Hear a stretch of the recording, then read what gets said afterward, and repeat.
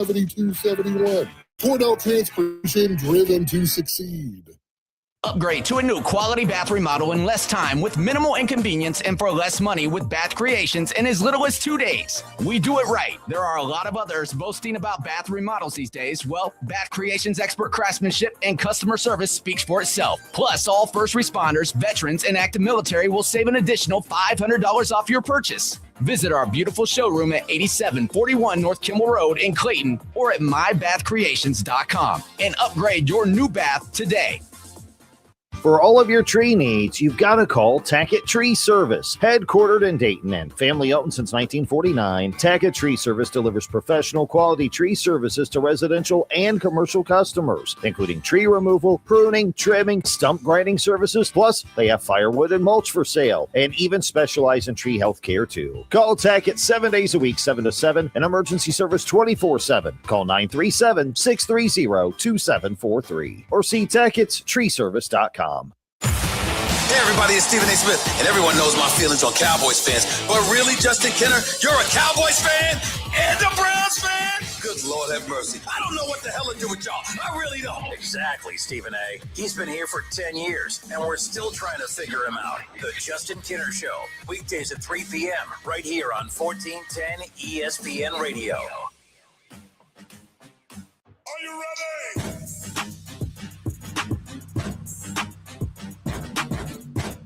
All right, everybody, we are off and rolling here on a Wednesday. The Justin Kenner Show, Dayton's ESPN Radio, 1410 AM, 937-518-1410. That's the number that you can call, or you can text to jump in on the conversation. You know, yesterday we spent a lot of time on the Reds. The Reds now 19-10. All right, I pounded this point into the ground yesterday that last year the Reds did not win their 20th game of the season until May 10th. The year before that, they didn't win their 20th game of the season until May 20th. And 3 years ago, the Reds didn't win their 20th game of the season until June. Well, as we sit here with 2 games remaining in the month of April, the Reds have 19 wins, and chances are pretty high that they'll at least get 1 win in the final 2 games of this month. They'll be taking 20 games into the month of May. How about last night's win over the Rockies in game 1? I mean, Elly De La Cruz just continuing to shine. I think we expected a bounce back year from Elly. I just didn't know what a bounce back year would look like for Elly De La Cruz, but this is like Elly De La MVP type of stuff. And I know we're only 1 month in, but if Elly was bad in the first of the season, we're talking about how bad he is. So I think it's fair to talk about how good he has been, and we'll get to that coming up around the corner. You know, how much longer into the season do the Reds have to play like this before you start to buy in? I'm tired of the negativity. I'm willing to emotionally dive in with this team, and we'll get to that coming up here shortly. Mary Kay Cabot released earlier today that Deshaun Watson is the front runner to be the starter in Cleveland in 2026. Surprise, no surprise. We'll get into all of that. I know Todd Monken, he released a statement saying that he wants to officially name a starting quarterback, not by week 1, not by week 1, but by the end of mandatory minicamp, which is in June. He wants to know, or he wants to be able to name a starter heading into camp as opposed to letting the dust settle. Is that smart or not? We'll get into that coming up around the corner. More March Madness. I have heard so many people say, if it ain't broke, don't fix it. At times I have person as well. The NCAA tournament, 68 teams. It went from 64 to 68. You added the first 4. We have the play-in games, and we're fortunate to tip off the NCAA tournament here in Dayton every single year. And I'm of the opinion, and I've been of the opinion, that if it ain't broke, don't fix it. Why would the NCAA entertain the idea of expanding the tournament? Well, we all ask a silly question. We continue to ask a question that we already know the answers to. Money, money, and more money. And I've always been against, if they've thrown out the idea of, oh, they're discussing it or there's a possibility, I roll my eyes and say, okay, whatever. If it ain't broke, don't fix it. But now that it seems like we are well on our way to a big-time expansion, not just expanding it by a couple of teams, but going from 68 teams to potentially 76 teams, now I'm kind of leaning into it a little bit. The NCAA has initiated the final steps to expand the men's and women's basketball tournament to 76 teams. according to sources of ESPN's. The expansion, which has been discussed for well over a year now, is on track to be formalized in the upcoming weeks and would begin this upcoming season. Sources indicated mid-May as a potential timeline for an announcement. Now, again, there's still final steps that have to be taken in terms of approval via various NCAA committees. But again, a lot of this is just formalities. I mean, this has been thrown out there for a while. A lot of times entities like the NCAA, like Major League Baseball, the NBA, the NFL, sometimes when you hear sources, when you start to see a lot of sources pop out and say, hey, the committee is discussing this or this league is discussing that, a lot of times leagues will purposely leak this information out there to kind of check the temperature of fan and media reaction. You know, a lot of times, sometimes these leagues and entities know that there's going to be a lot of pushback, that there's going to be a lot of unhappiness regarding that, but they just want to be sure. So they kind of that gives their PR team enough time to be able to build up and have any kind of counter takes as far as that goes. Here's the thing I have. The most common pushback I have about the expansion of the NCAA tournament is why? It's perfect the way it is. Don't ruin a good thing. If it's not broke, don't fix it. I've heard it all, and I've said a couple of those things. If it's not broke, don't fix it. But I started to think, okay, and I've seen a lot of overreaction today regarding regarding the expansion to 76 teams. Everyone's losing their mind. This is stupid. The NCAA is ruining a good thing. And the question I have for you is how? What's changing? Who is it impacting? Think back to when we talked, for instance, when the 14 college football playoff existed for college football, I did not want it to expand to more teams. Just like a lot of you don't want the NCAA tournament to expand to more teams. But I feel like those who were against the college football playoff expanding from 4 to 8 to 12 or whatever, I know it went 4 to 12, but at times there was talks of do they go 4 to 6, 4 to 8, 4 to 12. The reason I was against expansion in the 14 college football playoff era is because I felt that they had found a way to master making the regular season feel massive and the playoff feel massive. I do feel like the college football playoff has watered down the regular season, but I've actually enjoyed the regular season the last 2 years. So I was a little wrong on that. But the bottom line is I at least had a tangible reason why I felt like the expansion of the college football playoff would be bad for college football. The thing is, I keep asking everybody, why are you so angry about the expansion from 68 to 76? It's going to ruin a good thing. How? How's it going to ruin it? What exactly is being ruined? I don't think that it will. Is it going to make the regular season less meaningful? I already don't think the regular season is meaningful. Oh, well, this is being done for the high majors. Yeah. And we're also coming off of an NCAA tournament where there were hardly, if any, Cinderella teams whatsoever. And you, the fans, the same fans that are saying, don't ruin a good thing. If it ain't broke, don't fix it. Not going to watch anymore. College basketball is done as we know it. You are the same fans that also tuned in to the most viewed NCAA tournament in decades when there were 0 Cinderella teams. I want there to be Cinderella teams. I want there to be upsets. I want all of that. But I also want really good college basketball matchups. I want buzzer beaters. It doesn't have to be Cinderella buzzer beaters. I want buzzer beaters. I want close competitive games. I want great storylines. And guess what this NCAA tournament provided? People act like the only good storylines are the mid-major upset tournament runs. That's not the case. I want great coaches going head-to-head. I want great programs going head-to-head. I want great teams in the national championship game. I want Michigan and UConn. I love that matchup. I love what we got in this most recent NCAA tournament. And I hate this idea. I'm not going to let the committee off the hook or the NCAA off the hook. They are specifically doing this for one reason and one reason only, more money. They're not doing it because they're trying to provide you with more entertaining games. They're doing it for one reason and one reason only, more money. Simple as that. But be that as it may, I think all of you who are against this are being dramatic. I was against it, and here's how I'm shifting my take. I'm not for it. I'm just no longer against it. Because I got to thinking, how will my life change by this? From a sports standpoint, when the college football playoff expanded from 4 to 12, my college football viewing experience, I was pissed about because now I don't care about the regular season. So that was a good reason to me to not want expansion. I don't think the expansion of 68 to 76 teams ruins anything. What does it ruin? I'll wait. 937-518-1410. 937-518-1410. The phone lines are open. We're live on the Justin Kinner Show Facebook page. If you have Facebook, follow the Justin Kinner Show Facebook page. We're live there. You could show and interact in the chat. I'll pull your comments into the show, and we'll go from there. Or call or text 937-518-1410. I'm waiting. So many of you are being loud. It's ruining college basketball. It's going to ruin everything. How? I have yet to hear a good reason how 76 teams is going to ruin it. More teams, more fan bases. The only thing it's doing is it's going to add an extra play-in bracket.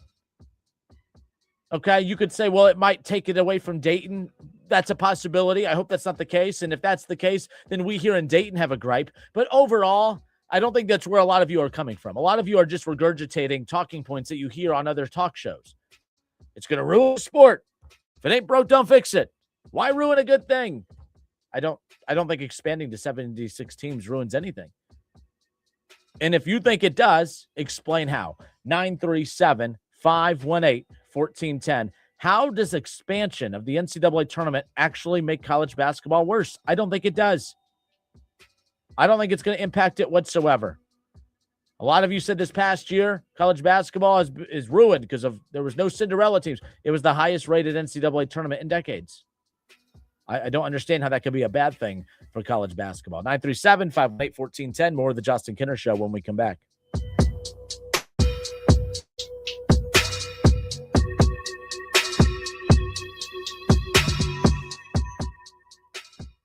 Swing by Frickers this week and treat yourself to one of our unbeatable lunch combos. Choose from your favorites, like the Big Frickin' BLT, cheeseburger, frickin' chicken wrap, and more. Each with a side and drink for just $10.99. Plus, use the Frickers app and score double points on lunch for a limited time. Monday through Friday, 11 a.m. to 2 p.m. Whether you dine in or grab it to go, lunch just got a whole lot tastier and more rewarding. At your home for fun, food, sports, and spirits, Frickers.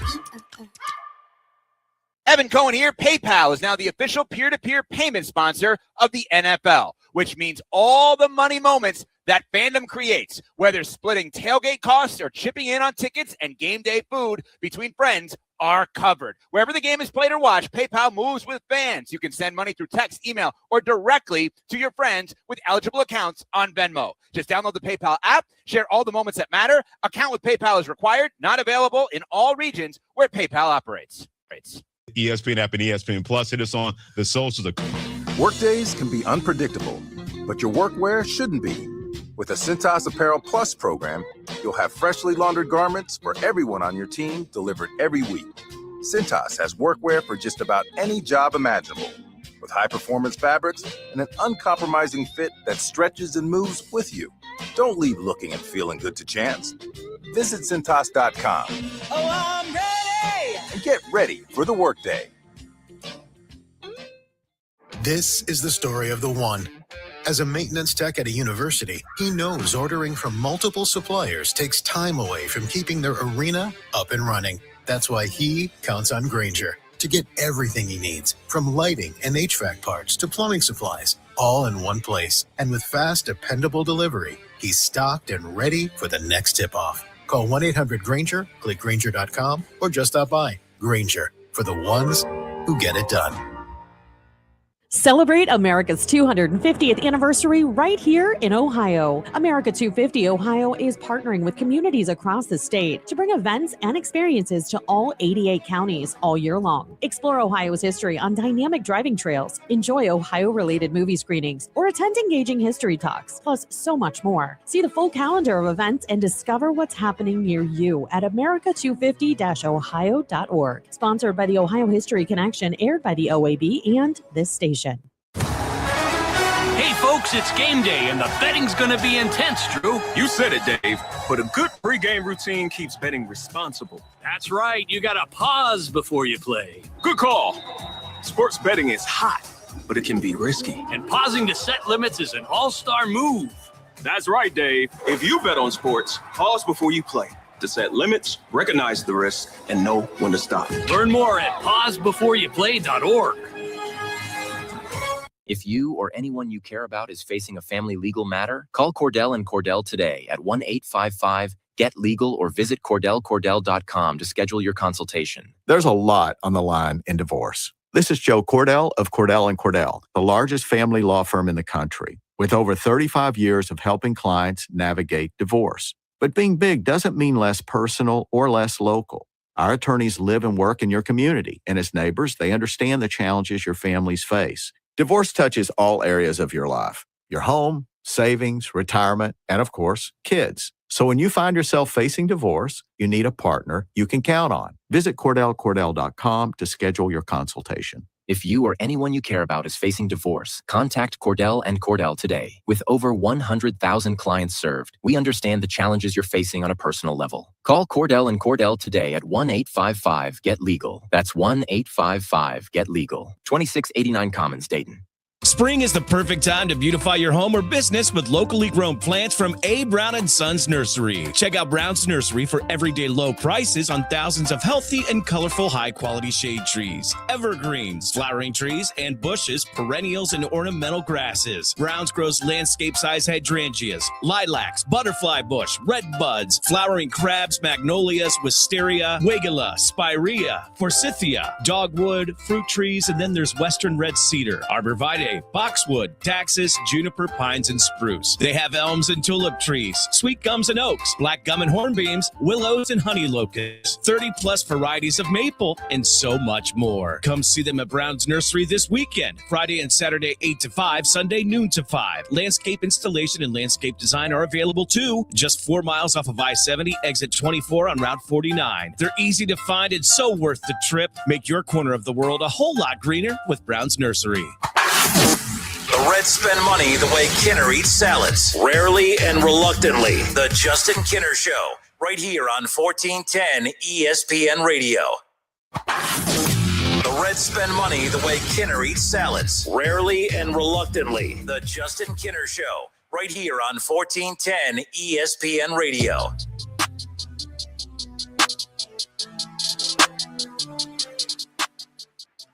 So the lady that puts our commercials in, I don't know why she needed to have back-to-back Kinner fat jokes in there.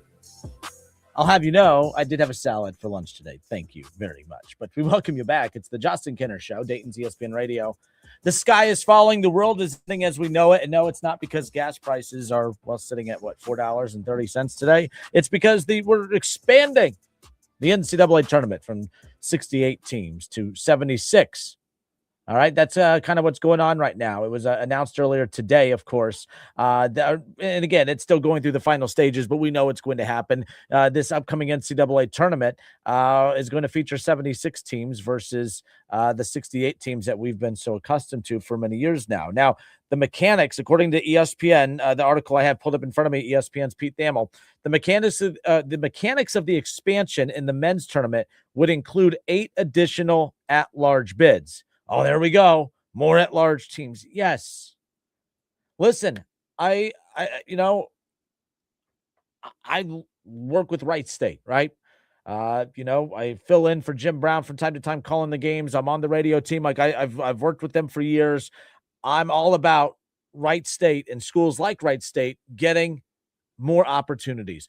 But I'm also realistic of a fan to understand that from a resource perspective, from the level of recruiting and everything else, and it's to no one's fault, that it's not the same thing to say that more mid-major teams need more opportunities. I get where we're coming from with that, but at the same time, when those teams don't play as tough of schedules as the bigger teams, and those bigger teams already have a schedule built in that allows them to, boost their net and everything else. We get it, but I don't think we need to look at schedules to know that St. John's is better than anyone on the horizon, right? Like even if you go to the middle of some of these conferences, even those teams better than these teams in the horizon. And not saying that nobody in the horizon could beat those teams. I mean, hell, Wright State should have beat Virginia in the NCAA, but we're talking not a one-and-done tournament where anyone from the horizon can upset anyone on any given night. We're talking about with a Horizon League school, how would they fare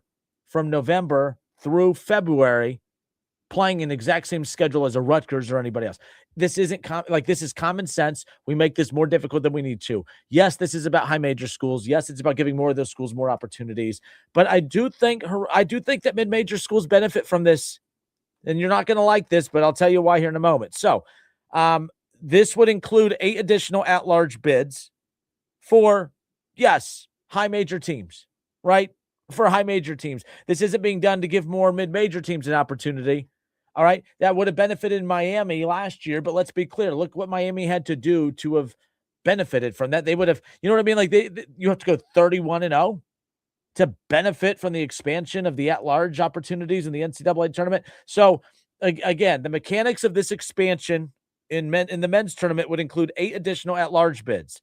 So this talks about the first 4 in Dayton, 8 teams. All right. What's known now as the first 4, 8 teams playing 4 games in Dayton, Ohio. That would expand to 12 games played by 24 teams at 2 sites, one of which was expected to remain in Dayton. Okay, that's a big deal right there when it says expected to remain in Dayton. Now, I do know that earlier today, Dayton, I need to go pull this up real quick so that I make sure that I'm reading the correct one. But Dayton did release a statement about this because everyone's lost their mind in the city today. It's a little bit of a lengthy statement, okay? Actually, let me save this to where I can pull this up for those who are watching on the stream. So let me pull this up so you guys can have a chance to take a look as well. With all the questions about the future of the NCAA tournament, it's one, the first 4 in Dayton. How's that going to be impacted? Here was the statement that was released by Dayton earlier today. It says, we are aware, okay? It says that we are aware of the potential expanding the basketball tournaments would require approval from the multiple NCAA committees, and no final recommendations or decisions have been made at this time. That's a great statement, Mr. Neil Sullivan, the athletic director for Dayton, but we already know where this is going. It goes on to say that the NCAA tournament has tipped off in Dayton since 2001, and we fully expect that tradition to continue. We are proud to host through 2028. All right, so that would be 2 more first 4s that we are guaranteed here in Dayton, and they are currently and actively engaged in the current bid cycle through 2031. Given the dramatic change in college basketball, we support the potential expansion of the tournament and stand ready to adapt, just as we have for the past 25 years. Now, I can't tell, is this Neil Sullivan talking on behalf of the Dayton Flyers or the first 4? I that's what I don't understand. Given the dramatic change in college basketball, we support the potential expansion. The potential expansion could take the first 4 away from Dayton. So now I think he has his AD hat on because he knows that, well, Dayton has underachieved throughout his time outside of 2020. And, they need expansion to potentially get this. I have no clue why I turned this into taking shots. My bad. I'm a child. Let me just take this statement off. The bottom line is nothing's been finalized, but we know it's going to be finalized, right? And we know that this is going to be 8 additional at-large opportunities. And, the 8 teams that make the first 4 in Dayton, that's going to now be multiplied to 12 teams played by 24 teams. 12 games played between 2 sites. And it's expected to remain in Dayton. It will be for the next 2 years, at least. It's contracted through 2028. So, like I said, we don't know. It does say that the location of the new site has yet to be determined, but it is expected to be west of the Eastern time zone to help with logistics, which is, look, we've seen in the first 4 at UD Arena. We've seen UCLA play in the first 4. We have seen Arizona State with Hurley on a handful of occasions. Boise has come this way. We've seen a lot of schools that have to travel far amount of distance to play in the first 4 here in Dayton. This would help alleviate a lot of that. All right. I wouldn't expect that any team that plays in the first 4 or whatever. And again, I've read multiple reports today that we would no longer call it the first 4. It would be the opening round. Okay. Is based, that's how some people are kind of expecting it to go. But yeah, like it's just one of those things where I think everyone needs to relax. We can freak out in 2029 if we don't have the first 4 here. But guys, did you see the crowd that was on hand for these 4 games? This past first 4, the energy, I mean, it's in Dayton every year for a reason, even without the expansion. It's kept in Dayton every year. This city is ridiculous. Like it fills up that arena no matter who's playing in it. People act like, oh, they only show up to support Dayton. That's not true. Fans from all over show up to watch college basketball in that arena no matter who's playing. All right, we've seen, these no-name 16 seed teams fans show up to watch. And that's no disrespect to them. It's just the it's the reality of it. We're watching 2 16 seeds play with the stakes being who's going to go on to play the number 1 seed and get trounced by 30. Like that, and we fill up the arena to watch it. So I'm not that concerned that it could be taken away. I mean, it's always a possibility, yes, but I think that Dayton has treated it too well and that it has been too successful, and it would be a gamble to move it somewhere else. I think it will be interesting to see if when they add these opening round games on the West Coast and, there'll be a little bit of competitiveness there. How do these games fill up UD Arena versus whatever arena it's going to be used over on the West Coast? I think that'll be interesting as well. 937-518-1410. That's the number to call and jump in on the conversation. So Rick in Riverside, he texted into to the show saying that, Justin, I think they should expand the NCAA basketball tournament even further. They should combine the NCAA tournament and NIT tournament and go to 96 teams, give top 32 teams buys, and have the rest play games at higher seed home courts on Tuesday and start tournament on Thursday and Friday as normal. I mean, there's a lot of, and Rick in Riverside, thank you for listening and thank you for texting into the show. I mean, there's a lot of layers to that one. I mean, there's a lot in there as far as that's, and I could see, and I think that type of change would rock everyone. It would rock them down to their foundation if they made a change like that, because that would be a lot for us to take in and truly grasp, right? I think going from 68 teams to 76 teams is the perfect amount of teams for expansion. I have yet to hear or read or see anything from anyone how this ruins college basketball. I think everyone's being dramatic.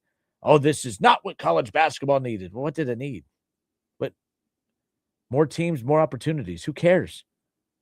And during the college football playoff, when it was a 4-team playoff, I didn't want it to expand, but I had a reason. I wasn't just crying and complaining like a lot of you are. I was saying I don't want it to expand. Not because if it ain't broke, don't fix it. Not because football's ruined as we know it. I didn't want it to expand because I didn't want the regular season to be diluted. The expansion from 68 to 76, it's not diluting anything. Half you people won't even notice it. And half of my listeners, if not the majority of my listeners, are UD fans, and I think the expansion of the tournament benefits you. The 8 additional at-large bids that are going to be given through the expansion of this, I read earlier today, it's all about the net. It's all about the net. It's all about the net. The one thing, okay, Neil Sullivan, the one thing that he has done a good job on, collaborating with Anthony Grant, is building a schedule that puts Dayton in a very good position to get at-large bids every year. If Neil Sullivan could just find a coach that actually win the games that matter the most in the A-10, they would actually, be able to benefit from this scheduling. But I think it's going to allow Anthony Grant to still continue losing the games he always does and still get in the tournament because they're expanding it, more opportunities for those at-large teams using the net. So it's a win for them. It's a win for Dayton. It's a win for you Flyer fans. I just have no clue why you guys are sitting here complaining, because not one of you has been able to give me a concrete reason why it's going to ruin college basketball. Brian Fraley, what up, Brian? Brian says UD likely to be one of 2 sites for the first round games, still to be played on Tuesday, Wednesday. The other site will be west of the Mississippi River. Yeah, I like another site. I like another site, as far as that's concerned. So we'll see what ends up happening. And honestly, I think, if I'm not mistaken, Dayton would get more games. You would get even more games, more opportunity, more college basketball tournament games in Dayton. So I'm all for it. Troy, thank you. So Troy, UD will host 6 games in 2 days. Love it. Love it.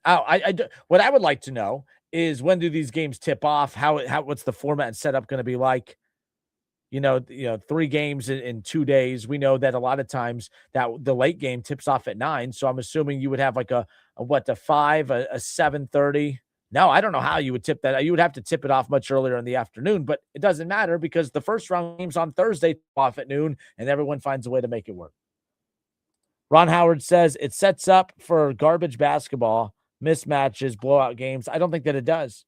You're actually going to get way more competitive games because you're going to have 11s versus 11s, 12s versus 12s, and 16s versus 16s. You're going to get more 16s versus 16s. Those are competitive games. 15s versus 15. The 12s versus 12s and the 11s, 11s. You're going to get more competitive games that way. I disagree 100%. Not saying that you'll never see a blowout or whatever, but I mean, I thought the first 4 games this past year were extremely competitive, and they usually are, and the crowds have been great, and Dayton, they show up and support. I just, like I said, I think a lot of you are overreacting when it's all said and done. The expansion of the NCAA tournament from 68 teams to 76 teams, no problem with it. I have no problem with it. I think you're all being dramatic. Not one single person has been able to provide me with a concrete reason why it's bad for college basketball. Fill in the blank. On the Justin Kinner Show Facebook page, we're live there. Click, you could, watch the show there in the chat. Fill in the blank. The expansion of the NCAA tournament to 76 teams ruins college basketball because blank. Fill it in. Let me know why. Fill in the blank. Text me, 937-518-1410. The expansion of the NCAA tournament from 68 teams to 76 teams ruins college basketball because fill in the blank. 937-518-1410. We'll be right back.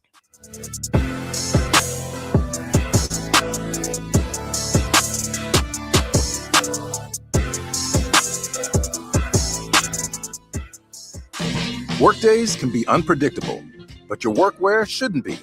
With the Cintas Apparel Plus program, you'll have freshly laundered garments for everyone on your team delivered every week. Cintas has workwear for just about any job imaginable, with high-performance fabrics and an uncompromising fit that stretches and moves with you. Don't leave looking and feeling good to chance. Visit Cintas.com. Oh, I'm ready! And get ready for the workday. Shh, here she comes! Surprise! They sent a duplicate shipment to your flower shop! Now you have to pay for 1,000 extra carnations! Also, there's a beehive outside your store! And they're super aggressive!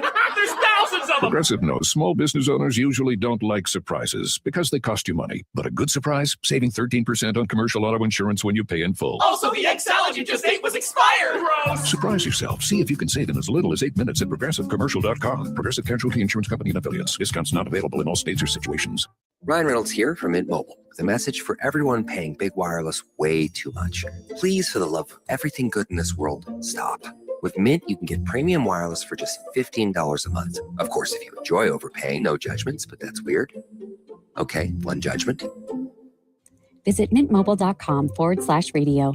Upfront payment of $45 for 3-month plan, equivalent to $15 per month required. Intro rate first 3 months only, then full price plan options available. Taxes and fees extra. See terms at mintmobile.com. Spring cleaning isn't just for your house, it's for your life. If your job is getting old, it's time to clear the clutter and spring into IT. Go to My Computer Career. My Computer Career helped me get the skills and certifications I needed to start a new life as an IT professional in months, not years. Earn the certifications that top employers are looking for right now. Visit mycomputercareer.edu and take the free career evaluation to see if it's time to spring into IT. Financial aid is available to those who qualify, including VA benefits. Support comes from Amazon Business. You can't rely on guesswork to run your business. With Smart Business Buying, innovative AI tools optimize your purchasing experience, paired with delivery options built for business. Empower your team today. Learn more at amazonbusiness.com. Giving your liver a spring cleaning is easy with Active Liver from New Nordic, the delicious daily detox that will keep you feeling your best. Search for Active Liver by New Nordic on Amazon or pick up some at your local CVS, Wegmans, or GNC. She walked miles with her granddaughters every day at Disney with zero knee pain, but she couldn't have done that months ago. This all started with a visit to QC Kinetics. We have spent the last 4 days going from to park, walking all day long, no pain. I feel fantastic. Here's what baffles people when they hear Kathy's story. The doctor said, you need 2 full knee replacements. And I said, that's not going to happen. I went to QC Kinetics, started treatment that day. Within a couple of weeks, I was absolutely pain-free. It's the kind of story that QC Kinetics hears from patients all the time. I cannot thank QC Kinetics enough for giving me my life back. I'm active again and loving it. I'm well over a year out. I've had absolutely no pain in either knee. Before you agree to surgery, listen to this. Think about it. Tomorrow is Animal Kingdom, so yeah, gotta go. Kathy's glad she took them up on the free consultation. We have one set aside for you. Call QC Kinetics, 937-936-0325. That's 937-936-0325. 937-936-0325. Consider a better commute to work. Driving alone could cost you thousands a year in parking and gas. not to mention the stress of traffic congestion. Whether you want to carpool, van pool, take the bus, or ride your bike, GoHio Commute's online platform can help you explore options to get around the Miami Valley region. Log your eligible trips on GoHio Commute to unlock rewards. Commute smarter. Visit MiamiValleyRideshare.org or call 937-223-SAVE to explore commute options.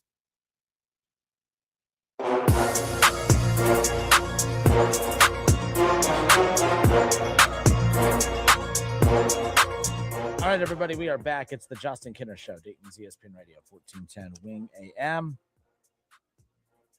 I did think it was interesting. I shared the statement released from Neil Sullivan, the athletic director for the Dayton Flyers, earlier.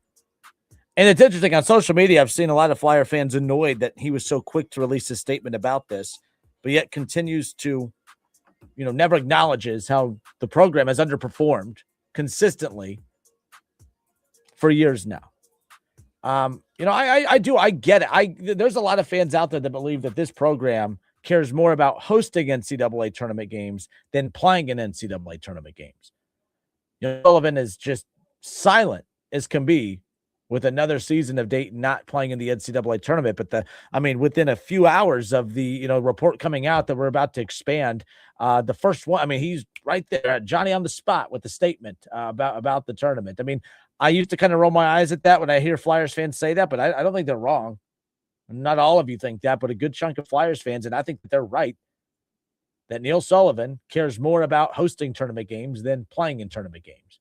What drastic changes have they made to put Dayton in position to, as far as trying to make changes to show urgency in making the NCAA tournament? You want to make fans feel like, oh, you value the NCAA tournament, then fire your head coach who consistently keeps you out of it. That's what's fascinating to me, that this program cares more about hosting tournament games than playing in tournament games. And I see that on social media a lot. I'm reading a bunch of posts right now, and I'm like, yeah, that seems to be a popular take on social media right now. Dayton, they care more about the tournament than playing in it. And I think that's a fair take. I think that's not even an opinion. I think actions speak louder than words, and tweets and all that stuff. And that's kind of where we're at.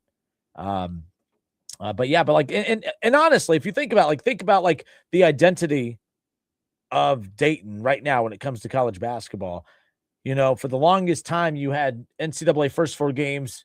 Also, the Dayton Flyers, who are making Elite Eight runs, Sweet 16 runs, tournament almost every year, and then they go dormant. And then they came back to life in 2020, and then they spent a couple of years pouting, and then it's just they've never been able to resurrect that. They've wasted the talents of a Kobe Brea, a Tumani Kamara, a Deron Holmes. Now, they do at least have a tournament win to show for our guy Deron Holmes. I like Deron. This isn't a shot at the players. I feel bad for the players. I feel bad that Kobe Brea felt like he needed to go to Kentucky to experience, some kind of high-level basketball, something he wasn't able to experience at Dayton. Although all the resources and opportunities are there, he just wasn't able to experience it there. And I get it. I don't have a lot of popular takes when it comes to that, but I don't really give a damn because somebody has to say it. There's a lot of media in town that likes to kiss ass to the program because, they hold the, access. I don't get access. I don't need access. I don't care about access. And they hate that I don't need anything from them because they can't take anything away from me. And I'm the one in town that'll actually say it.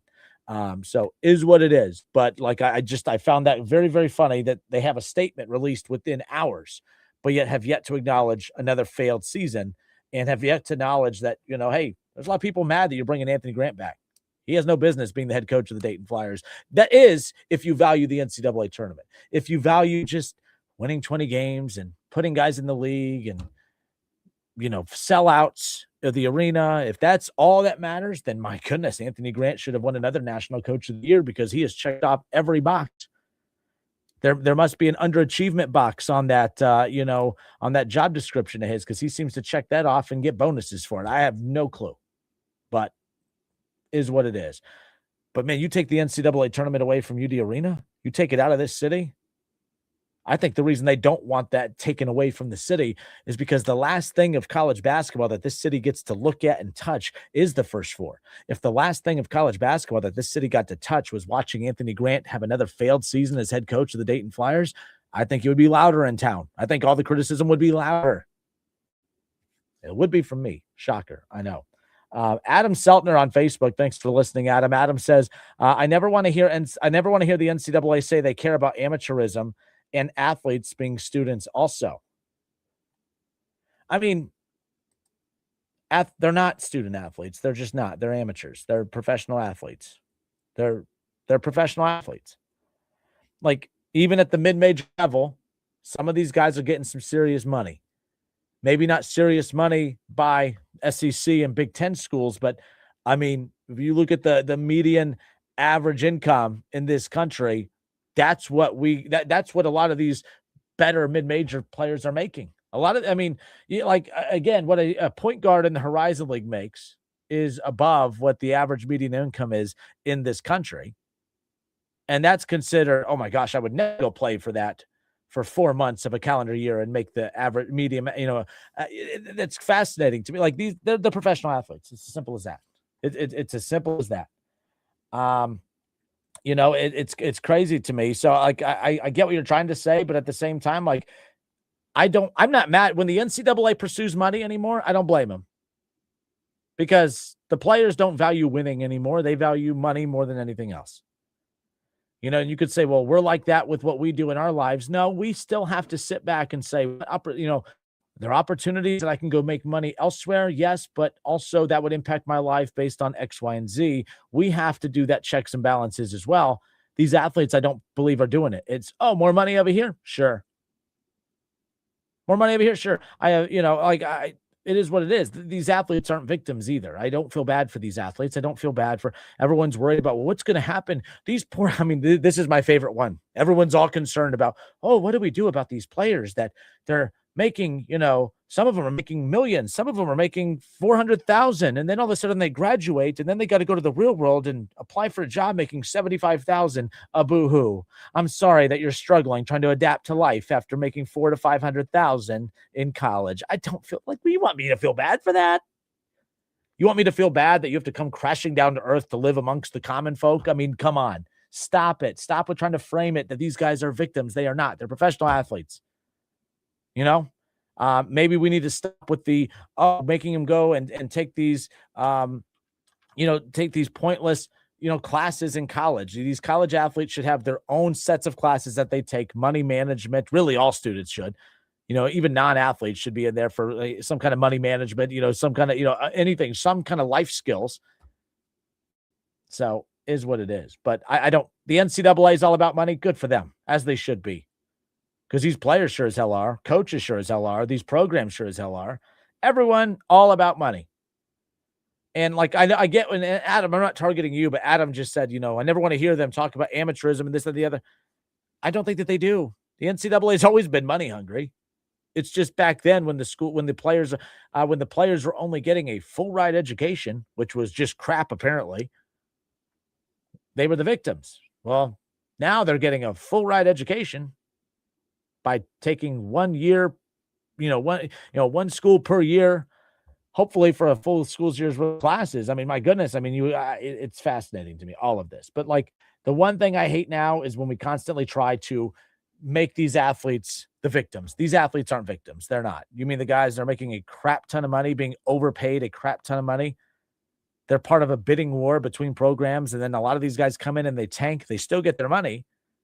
And then we're supposed to feel bad for them because they have to come, walk amongst us common folk when they have to apply for regular people jobs when they don't make it to the NBA. Adam's NCAA has made money off their student athletes for years before NIL became a thing. It's always lip service from the NCAA. They just need to stop. What do they need to stop? I don't think they're what's the NCAA doing? Adam, I don't think I've met you before. Maybe I've met you at a remote. I don't know.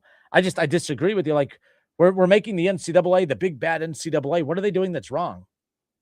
Now, what are they doing that's wrong? They've made money off their athletes for years, even before NIL. Yes, and those players, just because we didn't call it. And you're saying before NIL, well, those players weren't not making money before NIL. They were just making money differently. Now, instead of the bag being slid to them across the table, it was just being handed to them underneath the table. Like this, we don't need to do. Yeah, we all know how this worked before. It's just less dirty, but they found a way, like they found a way to take something that should be less dirty and make it even dirtier. It's fascinating. Chad Kinser, what up, Chad? Chad says, not the only one that'll say it. My father-in-law and I go at it all the time about his precious little UD team. Yeah. And it's not like I'm attacking the little UD team. Like I'm not attacking the players. It's I think their coach is overrated. I think that they need a new coach. This idea that you can't move on from a coach. I watch VCU, rinse, cycle, and repeat. New coach, new coach, new coach. Same amount of wins, same amount of wins, same amount of wins. Same result, same result, same result. Tournament. Like, stop it. I mean, if Dayton has low self-esteem if they think they can't do better than Anthony Grant. I just got to say it like that. Let's just be clear. But is what it is. So, nonetheless, I don't even know how we got off on all this. I mean, it's just the NCAA to me. The NCAA tournament, all of this, I have no problem with it expanding. I don't think it's ruining the tournament. I don't think that I don't think that anybody's life is impacted by this at all. There's going to be 8 more at-large teams. That's 8 more programs. That's 8 more schools of student athletes, wink, wink, that are going to get to experience the NCAA tournament. More teams, more games in the first 4 here in Dayton. I think that's a win. I don't think that's a loss. Could the tournament be taken away because of this? If Dayton loses the NCAA tournament because of this, I don't anticipate that it would. Maybe it becomes a part of a rotation. I don't know. But this idea that it was never going to leave Dayton, I never once believed that it was there forever. The fact that we've had it here as long as we have is a blessing. And I really think that the NCAA has no interest in taking it from here because there's going to be other cities that try to outbid Dayton for it. But I don't think there's going to be other cities that fill it up like Dayton does. And maybe I'm drinking the Kool-Aid too. Maybe I'm falling for it too, thinking that our city, that no other city could do what we do. But would the NCAA risk that? Would you risk sending it to another market and risk it not doing as well? I mean, and it's helped. There's been a lot of regional support too, not just from the fans, but like if you think about over the years, Dayton has played in the first 4, right? State has played in the first 4, right? You've had Kentucky play in the first 4. You've had Indiana play in the first 4. Michigan has played in the first 4. The Red Hawks last year, that was, they were the belle of the ball last year, right? Like so they played in the first 4. I just think that regionally there's been a lot of teams to help support the first 4 as well, which has helped. You get, a lot of those fans from those teams automatically coming. But like how many of the fans that go to the first 4 are natural, just college? I think there's a crap ton of them. So you're going to get your fan bases from your teams that go watch your team in the first 4, and you're naturally going to get those no matter what. But what is left is just the me's of the world. Like Xavier's not my team, right? Like UCLA, you think of all the teams that have played in the first 4 in recent years. But I want to go watch good college basketball, so I'm going to go. There's a lot of me's, there's a lot of yous, right? Like Dayton's not, and so it's just one of those types of things. I'm confident Dayton's going to keep it for quite some time because I don't think that the NCAA is going to risk moving it somewhere else and it not do well. If it ain't from that standpoint, if it ain't broke, don't fix it. Like we're benefiting from it. We're getting more teams in the first 4. We're going to get to go to another NCAA tournament game next year. Like I don't have a problem with it. I just don't think I don't think it's hurt anything, to be honest. Damon Hahn says, do people outside of Dayton say Anthony Grant is a good coach? I think he is a good coach. I think Anthony Grant's a good coach. I just think that when you are a basketball school where every dollar and every resource is handed to you for your school, for your program, I think you need to be better than good. Dayton's been very good during the Anthony Grant era. I shouldn't say very good. Dayton's been good during the Anthony Grant era. Dayton has never been bad during the Anthony Grant era. But that's the thing. Like, good doesn't make the NCAA tournament. You have to be great to make the NCAA tournament. And that I can say, Anthony Grant is not a great coach. He's a good coach. And he's won everywhere that he has gone. But he has also been fired everywhere he has gone because at some point, like, you realize, oh, this is all we do. We just kind of walk in circles a bit. Very fast, though. They need great. Dayton's not sharing funds with anyone else. It's all about basketball. Everything is about the basketball program. And the fact that he comes up short almost every year. He's made the NCAA tournament once in 9 years, twice if we count the year that there is no NCAA tournament.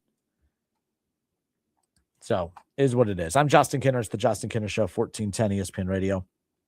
937-518-1410. That's the number that you can call or text to get in on the convo. This comes from Eric and Xenia. Eric and Xenia says, the reason it ruins it all is just because we know where it is coming from. It's coming from the soulless NCAA, spineless, well, a-holes, he says, and it's all about money. Yes, it's all about money. Yes, that's all this is. It's all about money, but like, I completely get that it's about money, but at the end of the day, no one's answering my question. This is why I know, I'm not trying to be that guy, but I've never been known not to be that guy.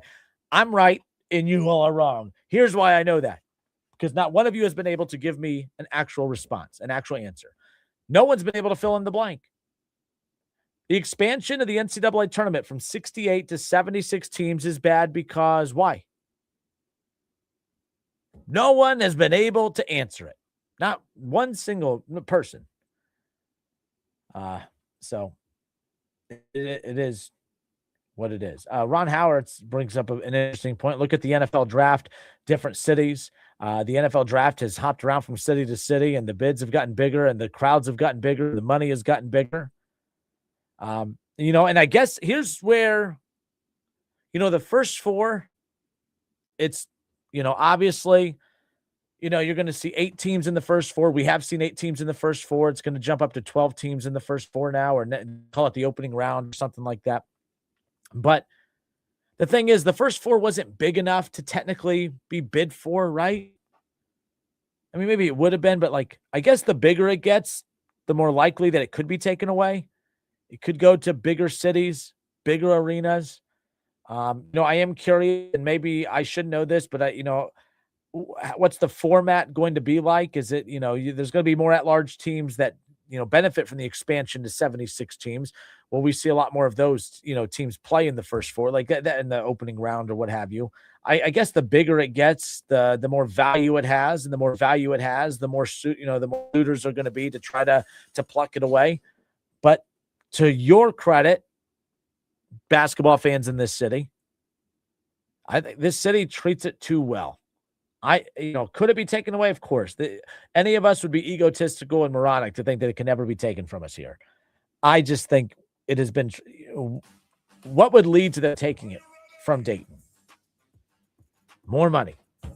Well, we hear all the time how it brings millions and millions of dollars to this region every year. Money's coming in. You got to spend money to make money. Spend more money. I mean, I don't know what to tell you. It ain't my money, but spend more money. It's the Justin Kinner Show, 1410 ESPN Radio.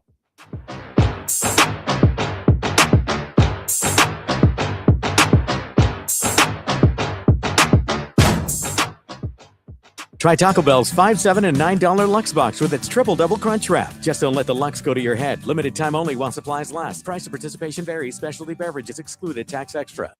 Planning to buy a home in 2026? Not sure where to start? The Ohio Housing Finance Agency can help. With a step-by-step homebuyer's guide and financial tools, the Ohio Housing Finance Agency can make homeownership part of your future.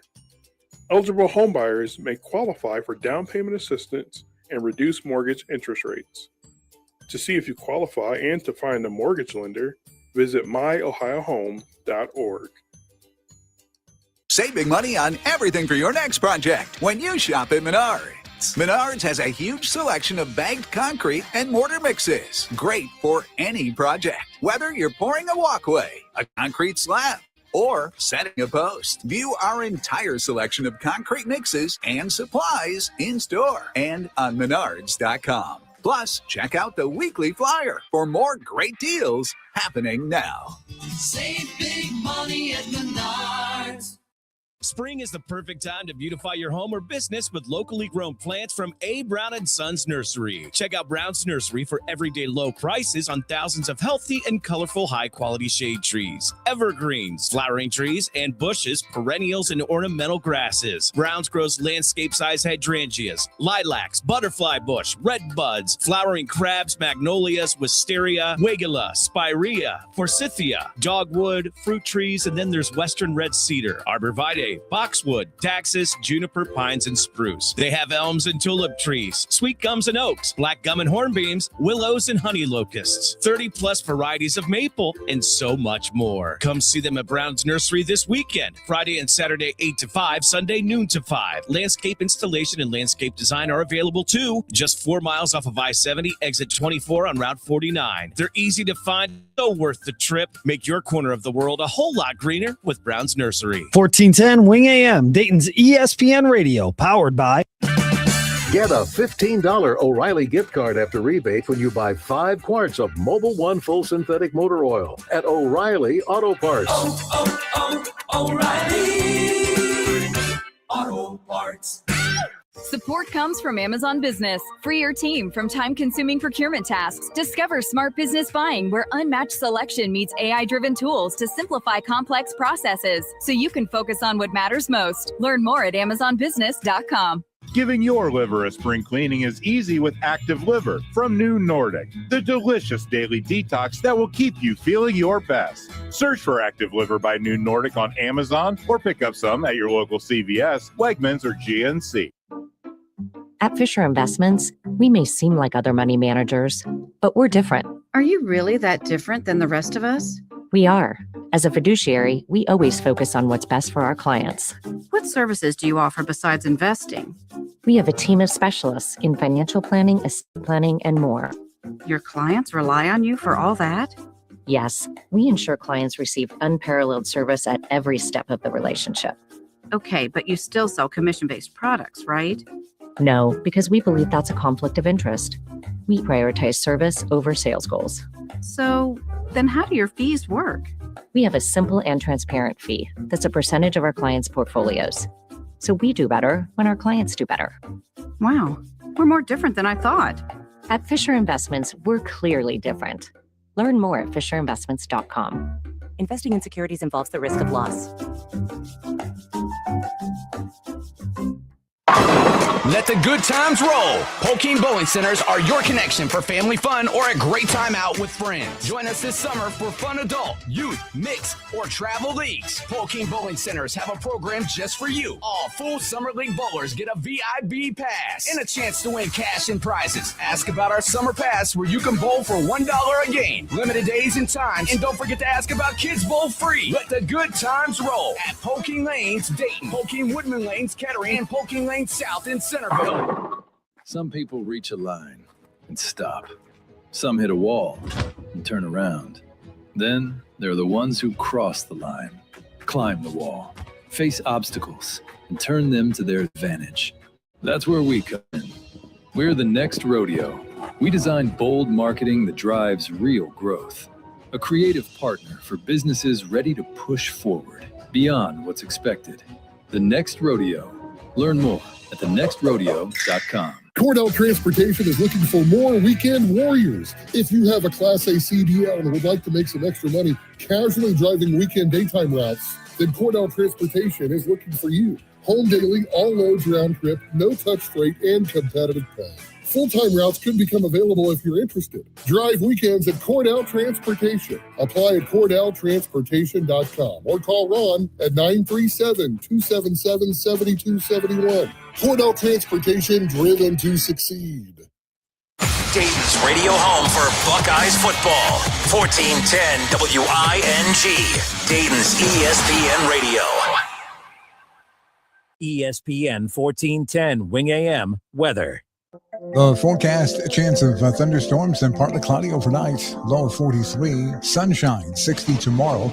On Friday, it's a chance of showers in 58. I'm Rick Schramp for 1410 ESPN Radio. Feeling stressed or overwhelmed? Not sure how to get the mental health help you need? We've got your back. Call the Mental Health Insurance Assistance Office at 855-438-6442. We'll help you figure out what mental health benefits may be in your health plan. No more confusion, just the support you deserve. Call the Mental Health Insurance Assistance Office at 855-438-6442.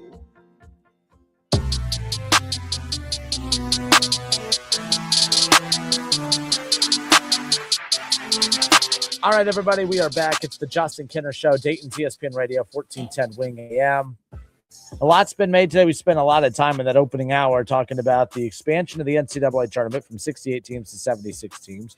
For the longest time, I fell in that category of, oh my gosh, no, don't do that. That's horrible. And then I sat back today and I got to thinking, how was that horrible? I don't understand what's horrible about it now that I think about it. Like, it's not changing up really anything. It's changing up the first four. And from some reports I read today, it'll be called the opening round. And we'll get 2 more teams, or we'll get 4 more teams here in Dayton. We'll get more games played here in Dayton. So what's the big deal? I truly believe it's just the opening round that gets impacted by it. I don't think it does anything else. So I don't know. I just don't see a problem with it. I don't. The regular season kind of doesn't matter to begin with. It really doesn't. Ratings for college basketball aren't great in November, February anyways. A lot of people, college football, the national championship is damn near well past the halfway point in January. It's closer to the end of January than the halfway point of January. So then people tune in for February, and you kind of get that race to the finish line. And if your team's out of it by the time your college football is by the time college football is done, you're checked out anyways. That's a big criticism of Ohio State basketball, is the fact that, hey, college football season ends, then we turn our attention towards Ohio State basketball. Then we realize that this team's not an elite team, that they're not in the top 10. Then we want, to chop people's heads off. We want coaches fired. And it's like, man, you're pretty pissed off for a fan that hasn't tuned in for 3 months. But that's just the nature of college basketball. And I don't think the expansion of the NCAA tournament is going to change how we watch. It just won't. It doesn't make it worse. The expansion of the college football playoff was different. It made it it impacted the regular season. Last year when Texas lost to Ohio State in week 1, it put Texas in a position where, and I know they, missed the playoff, but it put Texas in a position where they could not lose another game the rest of the season. In the 4-team college football playoff era, Texas losing to Ohio State in week 1, Ohio State, Texas would have been it was the biggest game of week 1, but it just felt like, oh, it's a fun, big game. But we didn't feel nothing was on the line. Had Ohio State lost to Texas at the shoe in week 1, Ohio State wouldn't have been out anything.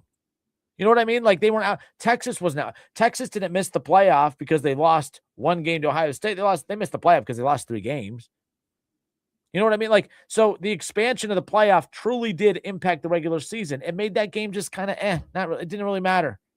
Well, it did matter. If they would have beat Ohio State, they would have been in the playoff. You're right. But it also gave you a 3-game, couple game wiggle room to work with here. In the 14 playoff era, you lost to Ohio State, you're probably toast for sure because you're not going unscathed the rest of the way. And Ohio State, with the win over Texas, all that did was it allowed them to still be able to. So it gives some teams breathing room. I guess that's a mini pro in the pro cons list. But yeah, to me, the expansion of the playoff watered down the regular season. That's a good, valid reason to be against the tournament expansion in football. In basketball, it doesn't impact anything. It just doesn't. So, nonetheless, I'm Justin Kinner. It's the Justin Kinner Show, 1410 ESPN Radio. We do have game 2 tonight between the Reds and the Rockies. The Reds have won 8 of their last 10. They're 19-10. They have a 1.5 lead on the Cubs in the NL Central. And all of a sudden, this team's starting to roll a little bit. And not roll, and not even all of a sudden, not even roll a little bit. This team has been good from the very start. They won the first series of the season. They did their thing. They've done a great job since. You look at the most recent games, obviously, they swept the Rangers. They split with the Marlins. They did lose that Angels series, but since then, 2 of 3 from the Giants, sweeping the Twins, 2 of 3 from the Rays, 2 of 3 from the Tigers, and they won 7-2 last night against the Rockies. And a win tonight will expand their series win streak. But Elly De La Cruz last night was more than phenomenal. He homered last night, drove in 4 runs. Chase Burns last night, a big night for the Reds, reached 100 strikeouts, which, by the way, the reason that's so key, Chase Burns, he reached 100 strikeouts faster than any other Reds pitcher as the Reds beat the Rockies last night 7-2. All right, it was a big night last night because the Reds, for the longest time, yesterday Shaw and I were arguing about like the Reds have not looked good they've been winning a lot of games, but they haven't looked good while winning, if that makes sense. If you've noticed as of late, the Reds have started to really look good while winning. They're starting to hit a lot more. They're starting to hit better. They're starting to score more runs. The power numbers are there, right? Like the team average collectively has gotten better, and they continue to dominate pitching. And thank goodness, Shaw slept well last night, I'm sure. Chase Burns, 6 innings last night, gave up 2 earned runs on 7 hits, struck out 9. Struck out 9 batters last night. A very efficient night for Chase Burns. And then, of course, big nights at the plate, of course. How about Dane Myers, by the way? Myers has been very good. Myers hitting .293 on the season. He drew a walk last night. He was 2 for 3 at the plate. He scored 3 runs. I mean, he's really kind of providing what you want out of your leadoff hitter. McLean bounced back to earth a little bit last night. Not by a little bit. I mean, he was 0 for 4. But Elly De La Cruz, that monster game, as we talked about, 3 of 4 at the plate, scored 2 runs, drove in 4 RBIs, had a home run.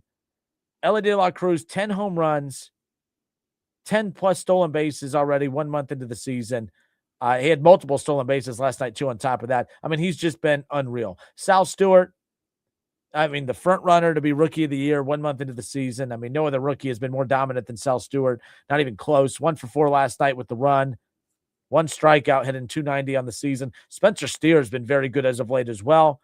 He was 1 for 4 with the run, 2 RBIs. He hit a home run.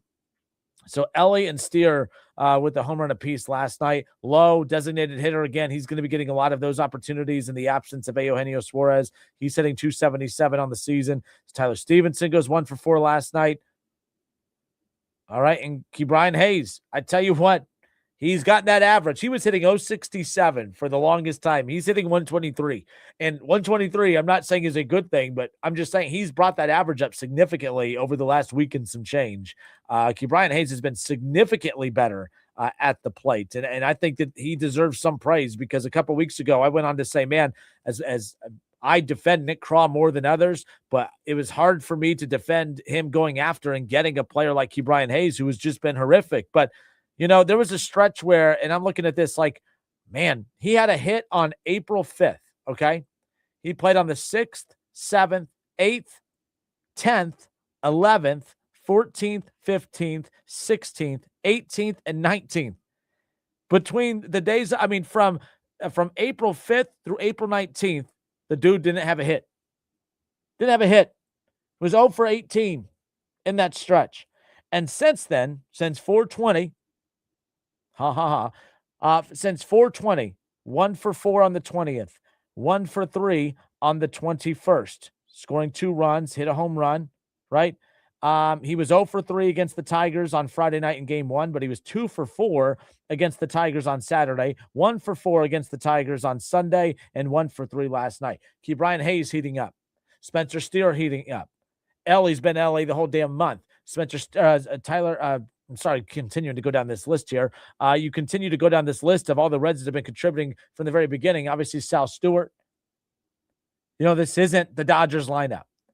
But it doesn't have to be that with that pitching staff. They don't have to be the Dodgers lineup. That's what's great about this team. But man, like I said, a lot of these guys just were not hitting the ball whatsoever to start the season. But they've been a completely different team over the last couple of weeks. They've been winning consistently all month long. They've just been a different team over the last week and a half, 2 weeks, because now the runs have started coming in. The hits have started coming in. And I think that's taking a lot of pressure off of the rotation and off of that bullpen as far as that's concerned. Reds are 19-10. They're going for their 20th win of the season tonight. They spent a lot of time on this on last week's show, on yesterday's show, sorry. They didn't get their 20th win of the season last year until May 10th. 2 years ago, they didn't get their 20th win of the season until May 20th. 3 years ago, they didn't get their 20th win of the season until June. And here we are on April 29th, and the Reds have a chance to win their 20th game of the season, which is huge. But whatever. But the question I threw out earlier, and I know this sounds silly because it's like, there's so much baseball left to be played. But, the Dodgers lost last night. Okay, the Dodgers lost, last night. And you start looking at the records, the top records in baseball. There's only 3 teams in baseball better than the Reds, and not by much. The Braves, 21-9, best record in baseball. They have a plus 68 run differential, right? The New York Yankees are 20-10. The Dodgers are 20-10. And the Reds are 19-10. It was the Padres. I said the Dodgers lost. Sorry. Well, they did lose technically, but the Padres lost as well. So the Padres are 19-10 along with the Reds. But the Dodgers, Yankees, and Braves all better than the Reds as far as records are concerned. Nonetheless. But, when you look at the Braves, they're a World Series contender. We know that. They're for real. You look at the Yankees. Of course, they're a World Series contender. You look at the Dodgers. You look at the Padres. The Reds are right there with all those teams 1 month into the season. And the question I have is all the top World Series contenders are sitting right there at the top of all the best records in baseball. The Braves 21-9, the 20-10 Yankees and 20-10 Dodgers, the 19-10 Padres, and the Reds are tied with the Padres for the fourth best record in all of baseball. All those teams are World Series contenders. Are the Reds. When you watch this team, do you get the same vibes that a Dodgers fan feels about his team, or a Yankees fan, or a Braves fan, or a Padres fan? And it's not a trick question. I'm legitimately curious, because with Sal Stewart and Ellie De La Cruz playing the way that they are, and Ellie De La Cruz, to me, if the Reds win the division, Ellie De La Cruz is your MVP this season. I've said this on many occasions. I don't care how good Shohei Ohtani is. Shohei Ohtani does not mean as much to his team as what Ellie De La Cruz means to his. You take Ellie De La Cruz off the Reds, they are plummeting. You take Shohei Ohtani off the Dodgers, I'm not saying they don't feel it, but I don't think they're losing sleep at night either. Losing Ellie De La Cruz is a nightmare situation for the Reds. Losing Shohei Ohtani is not a nightmare situation for the Dodgers. It's just not. It's not ideal, but it's not nearly the same. And that's why, all things being equal, if Shohei Ohtani has a dominant 2026 season and the Reds continue on this pace and win 95-plus games and win the NL Central, and Ellie is playing the way he is, I'm sorry, but there's not a player that is more valuable in all of baseball right now than Ellie De La Cruz. And a lot of his value is based on the limitations of the organization in which how they put this roster together. And it's limitations that they've kind of put upon themselves, yes, but the Reds are not the Dodgers. The Reds are not the Yankees. The Reds are not the Padres when it comes to spending. And I think when you look at what Ellie De La Cruz, what he's doing and what he's doing defensively, everything I was against him on coming into the season, he has fixed. He has fixed his defense. He's been phenomenal at shortstop this season. Strikeout numbers, still not exactly where I'd like him to be, but he's at a lower strikeout clip at this time of year than where he was last year. Home runs through the roof. Last year, he led the Reds in home runs with 20-plus home runs on the season. He already has 10 in the first month. I thought that the Reds were making an excuse for him when they said, he was battling an oblique injury most of last season. And I was like, okay, that's the organization coming out to protect him, yada, yada. I believe it now. I didn't believe that he truly had an injury last year. I just thought that was their way of kind of protecting him a little bit from the media pouncing on him, which I appreciate. But I believe him now. And I actually think less of the Reds now, because I'm like, you continue to play him 160 games last year of the 162 while playing through an injury. I thought that was kind of something, but that's besides the point. The more I see this team, the more I watch this team, I'm just starting to buy into an extra degree, because it went from feeling good just about them winning to then I'm like, okay, but are they for real? No, they're not for real. But man, we're talking about a month of games. That's a lot of games. There's still a lot more games left to be played, but I think 30-plus games, 29 games, 30 tonight. I think that's a fairly amount of games to get a good feel for who these teams are. And I'm going to tell you right now, the Reds are going to go on a 2-week stretch where they lose a lot of games. And I'm going to tell you right now, so will the Dodgers. It happened last year. The Yankees will lose a handful of games. The Reds swept the Yankees last year, right? Like, it happens. So I don't want to, in a week, if the Reds start to kind of stumble a little bit, I don't want to say, see, this is what. No, I don't care. 162 games, and there's going to be peaks and valleys. But man, I'm just saying, there's a lot of reasons to be skeptical about this team, but I'm paying more attention to the reasons to feel good about it. Ellie's not just having a good year. Ellie last year, for a bad season for him, it was a good year. He had a good season last year. It's just good. This has been an elite month. This has been the best month of Ellie De La Cruz that we've ever seen. And I'm telling you right now, he's only going to continue to get better. And we'll see what ultimately happens nonetheless. But Shaw, he brings up a good point. If Sal and Ellie play the rest of the season the way that they have been, who wins MVP? I thought about that a week ago. I think Ellie's actually taken it up a notch over this last week and a half. But a week and a half ago, I said Sal Stewart. If this is Sal Stewart all year, I don't know how he's not in the MVP conversation. And I think that he could be. I think people have this freaking weird thing about not giving it to a rookie. I hate that. I hate those limitations. Like when people say, "Well, yeah, you can't do that because he's a rookie." I think that's all the more reason to give a rookie an MVP, because a rookie is doing like a rookie against all odds, to go all Josina Anderson on you, against all odds. A rookie to do what he's doing 1 month in. Now, again, there's a lot more months. You still got May, June, July, right? August and September. You got 5 more months.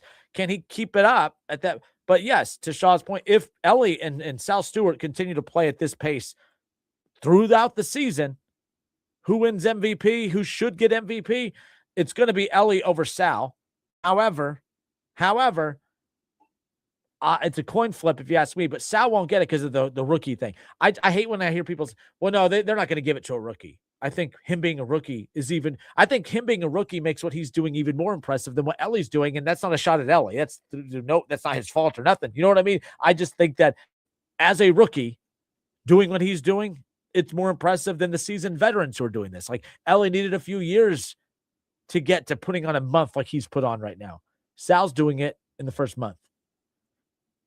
Sal Stewart's freaking phenomenal, guys. Like he is. And we thought, the baseball gods, blessed the Reds with Ellie De La Cruz. They did, but they also didn't stop there. There's a lot of talent that the baseball gods have bestowed upon the Cincinnati Reds organization. And I really hope, and Sal, this is a topic for another day, but Sal Stewart might be the most important player in modern history of the Reds. Because I think Sal Stewart, if the Reds could find a way to get an extension done with him, it's going to make losing Ellie less painful. But they have to find a way to get that deal done ASAP. But it sucks that you're not going to be able to keep those two together. But let's not get too far ahead of ourselves. Let's just enjoy where we're at the moment. But 19-10, the Reds go for win number 20 coming up later on tonight with the Rockies at Great American Ballpark. So there you go. All right, more of the Justin Kinder Show when we come back.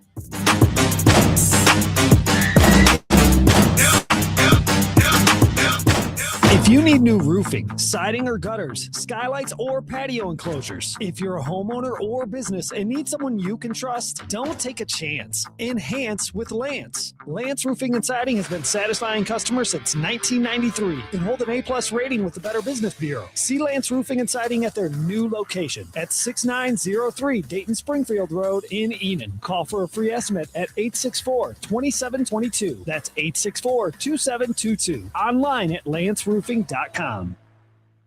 Trying to keep up with today's fast-changing digital landscape? With more ways to consume content than ever before, it is getting harder to reach your customers. You need more than just a presence. You need the experts at Conrex Digital. We craft websites that convert. We curate engaging content on social and blog channels. We generate quality leads through Google and Meta. We dominate your competition on streaming TV. Bold marketing, real results. Conrex Digital makes it happen. Visit conrexdigital.com. That's conrexdigital.com.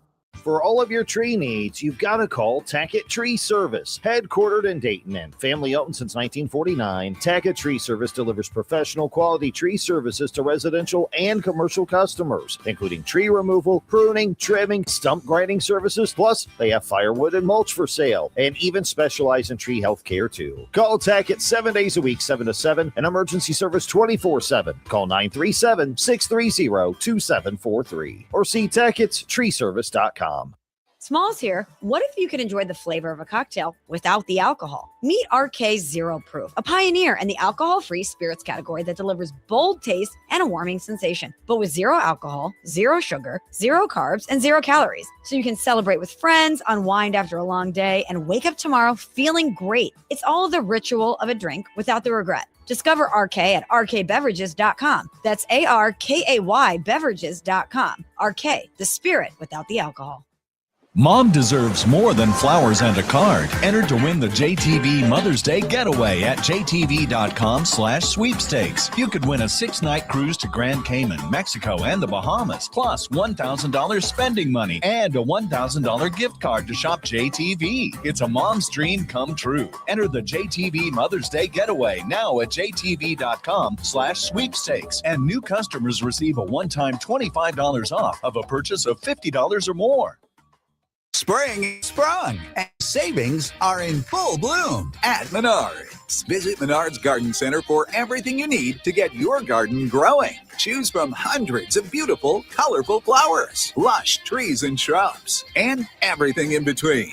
Menards Garden Center is back in bloom. Stop in today to get your garden on. Check out fresh deals happening now at Menards. Save big money at Menards. Whoa. Okay. This one says you get a free phone if you switch. Hey, this one also says you get a free phone if you switch. Yeah, they all do, hon. Wait. The T-Mobile one says families saved over $3,700 versus the other big guys in the past 5 years. And their experience plans have Netflix included, plus a year of Dash Pass by DoorDash. Hang on. Let me see that. And a 5-year price guarantee? Oh, yeah, we're switching. That's what I'm talking about. Do we clap now or? I'm thinking high-five. At T-Mobile, get savings that keep stacking up. That's value you can feel every day. Switch now at T-Mobile. Savings based on Harris X billing snapshots from Q3 2021 to Q4 2025 among accounts with 3+ voice lines compared to AT&T and Verizon, excluding discounts, credits, and optional charges. See harrisx.com/T-Mobile. Price guarantee on talk, text, and data. Exclusions like taxes and fees apply. See T-Mobile.com. Support comes from Amazon Business. Unlock smart business buying with fast, free delivery on millions of items and practical AI innovations that automate repetitive tasks so you can make smarter decisions faster. Learn more at amazonbusiness.com. Giving your liver a spring cleaning is easy with Active Liver from New Nordic, the delicious daily detox that will keep you feeling your best. Search for Active Liver by New Nordic on Amazon or pick up some at your local CVS, Wegmans, or GNC. And now a list of things from Progressive Insurance. Home, auto, boat, motorcycle, RV, ATV. Progressive protects them all. Learn more about bundling at Progressive.com or call 1-800-PROGRESSIVE. Kubota keeps the job site running smoothly with the #1 selling compact excavator lineup in the world. Reliable, capable, and backed by strong dealer support. Stop by today to power up your crew. Right now, bring home select Kubota excavators with 0% financing available or save up to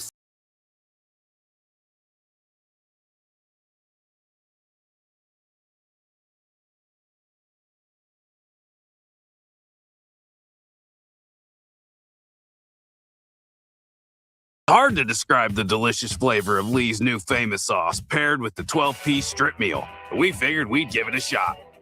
Imagine crispy, golden, fried to perfection chicken dunked in bold, peppery, beautifully balanced famous sauce. Every bite feels intentional, deeply satisfying, and impossible to forget.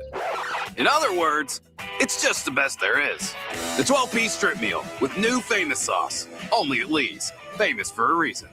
Upgrade to a new quality bath remodel in less time with minimal inconvenience and for less money with Bath Creations in as little as 2 days. We do it right. There are a lot of others boasting about bath remodels these days. Well, Bath Creations' expert craftsmanship and customer service speaks for itself. Plus, all first responders, veterans, and active military will save an additional $500 off your purchase. Visit our beautiful showroom at 8741 North Kimmel Road in Clayton or at mybathcreations.com and upgrade your new bath today. Are you ready?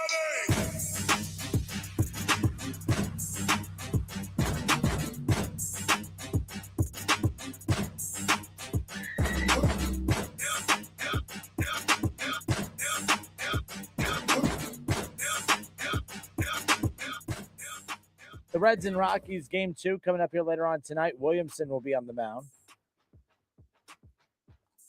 6:40 the first pitch with the 6:10 pregame coverage beginning for you right here on 1410 Wing AM, of course. TJ Friedel back in the lineup tonight. He'll lead things off and start in center field. Batting second and at second base will be Matt McClain.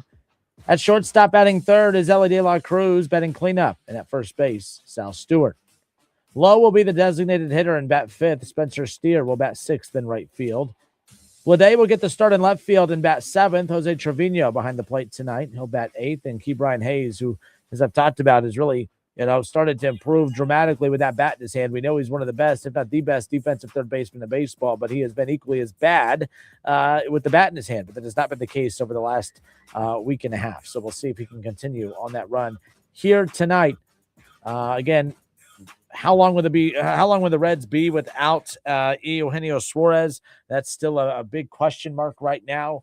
But again, I think if there was ever a time to lose Suarez, now would be the time for a bit, just because so many other guys in the lineup are starting to heat up and kind of replace some of that production. I don't think his production was elite by any means. Too early to count him out by any means, but we'll see what happens. But the Reds need to get him healthy and get him back. And if Suarez starts swinging the bat the way he's capable of, along with the production of Ellie De La Cruz and Sal Stewart, and while the other guys all start to kind of come up around them with that pitching, I think the Reds are close to getting, obviously, Nick Lodolo back here in the near future as well. We got a chance to see him pitch in Dayton. I'm assuming the Reds would like to try to get him, for that Pirates series or that Cubs series coming up next week. So we'll see what ultimately happens when it's all said and done. As far as the Reds are concerned and what they have coming up, again, the Reds, quite a few games here at home to go still. I should say 2 more games at home here before the road trip, of course, but they have Colorado tonight, Colorado tomorrow. No show tomorrow. Reds will preempt the show. Keep that in mind. So no show tomorrow. But Williamson on the mound tonight, Abbott on the mound tomorrow to close out the series, going up against former Red Michael Lorenzen. How about that? So we'll see Andrew Abbott and Michael Lorenzen go at it tomorrow to close out the series. And then the Reds will have no off day. They'll be right back at it, this time hitting the road for 3 straight at Pittsburgh, Friday night, Saturday, and Sunday. And then on Monday, they will have the start a 4-game series with the Cubs in Chicago. It's the first time that the Reds and Cubs have squared off in the 2026 season.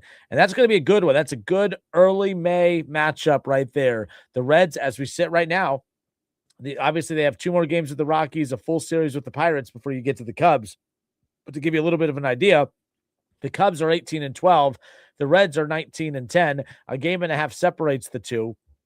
And the NL Central's the most competitive division in baseball. Is it the best? I don't know if it's the best division in baseball, but it's the most competitive. But I will say this. I mean, the Pirates are in last place. And that's not a shocker, right? Like if I would tell you coming into the season that the Pirates are going to be the worst team in the NL Central, you'd say, yeah, that sounds about right. But the Pirates are 16-14. And 2 games above 500. The Brewers are second to last at 15-13. And there's the Cardinals at 16-13. The Cubs 18-12. Every team in the Central is at least 2 games above 500 or better. So that tells you kind of what we're working with here. But yeah, the Reds have a 3.5 game lead on the Pirates, who are last in that division, but a 1.5 game lead over the Cubs. We'll see what that game, what that 1.5 game lead looks like by the time they actually get to that Cubs series. But we'll see if the Reds can pick up their 20th win of the season coming up here later on tonight. The Dodgers lead the NL West at 20-10. They have a 1/2 game lead over the Padres, who are sitting at 19-10. The Diamondbacks 15-13, 4 games back in that division. The Giants 13-16, 6.5 back, and then 13-17. The team that the Reds are playing now, and the Rockies 13-17, 7 games back in that division. As far as the NL East is concerned, how about the Braves? 21-9, the best record in all of baseball right now. A 7-game lead over the Marlins in the NL East, 14-16. The Reds play in a division where every team in the division is at least 2 games or better above 500. The NL East, outside of the 21-9 Braves, every team is below 500. In fact, the Phillies and the Mets are both 9 games under 500, 4 games under 500 for the Nationals at 13-17. And then there's the Marlins, the second most competitive team in that division at 14-16. but they're second in that division and trail already by 7 games, creating a tough hole already 1 month into the season. The American League, outside of the Yankees, outside of the AL East, the Reds would lead every division in the American League by 4+ games at this point, over 3.5+ games at this point. But the Yankees, 20-10, sitting atop the American League East. The Tampa Bay Rays, who the Reds took 2 of 3 from recently, sitting at 18-11, a game and a half behind those Yankees. The Orioles, 14-15. The Blue Jays, 13-16, and the Red Sox dead last. How about firing their manager and Cora, moving on from him? 12-18, 8 games back in that division. That's an interesting division right there. The Red Sox, I did not expect to see them in dead last, but it's been a rough go of it for the Red Sox in recent years. We'll see how they bounce back. The AL Central, your Cleveland Guardians, 15-16, under 500. They're a half game back of the Tigers, who the Reds just took 2 of 3 from over the weekend. The Tigers are 15-15, first place in that division. 14-17, a game and a half back of the Tigers is the Chicago White Sox. The Twins are 13-17, and then the Royals down in dead last, 12-17. There you go. And how about the West? All right, the AL West, the Athletics are 15-14. They have a game lead on the Mariners, who are 15-16. The Rangers at 14-16. The Angels, 12-20, fourth place in that division. And then there's the Astros in dead last at 11-19. They trail the division by 4.5 games. So there you go. We're talking so much about, the Reds and, are they legitimate or not? I'm looking at the Dodgers, who are 20-10 and have a +67 run differential. Shaw is a big Braves fan, and, they have the best record in baseball. They very well might be the best team in baseball. I mean, they're right there. Their metrics are right there with the Dodgers. The Braves aren't a perfect team either, but they're 21-9, the best record in baseball. They have a +68 run differential, and they're right there with the Dodgers. And you look at some of the other top teams, the Padres are 19-10, and they have a +9 run differential, right? And you look at the Reds, they have a +6 run differential. Now, they've been better scoring runs as of late, but man, they were really, really bad early on. So they've dug themselves out of that hole, but they do have that +6 run differential. But you could easily see, are the Reds a legitimate World Series contender? I'm not ready to go there yet. I think they are a legitimate Central contender. I think that this team has what it takes, from the manager to an MVP candidate in LA to a Rookie of the Year candidate, or front runner, if you will, and Sal Stewart, to the best pitching staff or a top 3 pitching staff in baseball. I think they are more than capable of winning that Central division. But I think it's very easy to see the Dodgers and the Braves are head and shoulders above everybody else. I think it's safe to say. And I think you could put the Yankees in that category as well. I think it's the Braves, Dodgers, and Yankees. I think those are your top 3 teams at the top. They're in a category all to themselves. And then you have that second tier of teams that I think features the likes of, I'll put the Reds in that category. I'll put the Reds in that category of putting them, as far as having an opportunity. I think they're legitimate division contenders. All right, they're legitimate division contenders. I'll put the Padres in that category as well. And I think I'd put the Cubs there. I'm interested to see what the Cubs look like over the next couple of weeks, but I'll put the Cubs in that category as well. I think it's the Dodgers. I think it's the Braves. I think it's the Yankees. Those are your World Series contenders. And then I'm not giving them a 0% chance of winning the World Series, but I'm putting them just on the outside of that World Series bubble 1 month into the season now, in the Reds and the Padres and teams like that. I'm not going to lie to you. Baseball is not very good this year. I mean, the Rays are 18-11. They're not bad either. I could put them up at the top there, them with the Cubs and the Reds. But baseball is, I can't tell if it's not very good this season or if it's just all very, if there's just a lot of parity around baseball. How would you guys gauge it? I know baseball is kind of regional. We follow a lot of what the Reds do. But you look around baseball right now, you have your legit contenders in the Dodgers and the Braves and the Yankees. I think that the Reds are right there along with the Rays, along with the Padres and teams like that. But outside of those teams, I think everyone else, they're not horrible, but they're not great. I think baseball collectively is very competitive this year. I think there are actually I think baseball across the board is a lot better than it's been in recent seasons, but there's just not a lot of great teams. And I don't know if the Reds are great. I don't know if the Padres are great. I don't know if the Rays are great. But I know that the Braves, I know that the Dodgers, and I know that the Yankees, they have star power, they have depth, they have the pitching, they have the hitting, and they have the manager, they have everything. We'll see what happens nonetheless. So let's go through this. I'm behind on the comments in the chat, so my apologies. Yeah, I'm not going to be able to read all through those at this point. I tell you what, I'm going to organize those comments, and I'll respond to those when we come back. But where would you and I see William Yelly in the chat. He's upset that his Pirates are not getting a lot of love at this point. I'm assuming you're being facetious, right? I'm assuming that you're being a little facetious when it comes to your Pirates. Yeah, I think the Pirates are much improved. I do not think the Pirates are as good as what you think that they are. But I can't tell your tone. So we'll discuss more when we come back. It's a Justin Garner show. It's 37 here in the Miami Valley. Game 2 between the Reds and the Rockies coming up later on tonight. Can the Reds win their 20th game? Not of the season, but of the month. Pretty damn impressive. The Reds haven't won 20 games. They haven't taken 20 wins into May since 2012. It's been a minute. More of the Justin Garner show when we come back. Polking Bowling Centers are your connection for family fun or a great night out with friends. Looking for a clean and safe venue for your new grad celebration? Check out our VIP suite at Polking Lane South. Set the mood for your event with a state-of-the-art VIP experience in our private 8 lanes VIP suite. Booking now for spring and summer events. Let the good times roll at Polking Lane South in Centerville on Kings Ridge Drive, Woodman Lanes in Kettering on Woodman Drive, and Polking Lanes in Dayton on Wilmington Avenue. Workdays can be unpredictable, but your workwear shouldn't be. With a Cintas Apparel Plus program, you'll have freshly laundered garments for everyone on your team delivered every week. Cintas has workwear for just about any job imaginable, with high-performance fabrics and an uncompromising fit that stretches and moves with you. Don't leave looking and feeling good to chance. Visit Cintas.com.